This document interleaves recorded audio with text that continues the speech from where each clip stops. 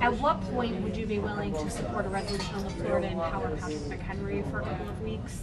Look, our leadership's going to take the lead on this. This is a Republican caucus problem caused by the Republican caucus.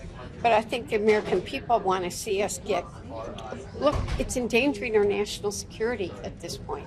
Our budget is going to run out again in 30 days. There are things we got to do to get on with doing it, and our leadership needs to work with the leadership on the other side. McCall said yesterday that there is work on a new AUMF potentially in the situation in Israel escalates and the U.S. needs to go to war with Iran or Iran-backed forces. What do you just make of this moment? And given the fact that there is no Speaker of the House, that if there was an emergency, there's really nothing that you all could do. It's a Republican caucus-caused problem, but I worry for this country. I want to work with my colleagues across the aisle. I want to see this problem get resolved. It cannot continue. We have too many important problems. And while I know that both parties have far left, far right, I think the majority of the American people want to see us get our jobs done. They want to see us work together.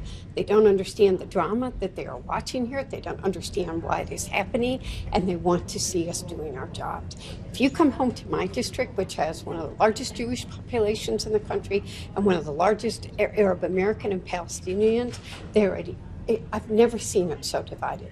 The fear and the hatred that's dividing this country is a danger to us in this country. Hate is a danger in this country. We've got to step up and start being leaders. Step up to this hate. Be ready to play the appropriate role in this country to stop war, not create wars. If Jim Jordan's elected, do you think that the divisions within the House get better or worse? I'm not going to contribute to further divisions. If the Republicans choose Jim Jordan, that's their speaker. Then we got to try to work together to get it done. Like, let's get a budget done. Let's get funding for Croatia done. What are we going to do about Gaza, which is a humanitarian crisis? There are a lot of issues that need to be done. But whoever the Republicans choose, I'm going to try to work with. Do you worry at all that if Jim Jordan's a speaker, that Ukraine will no longer get any more funding?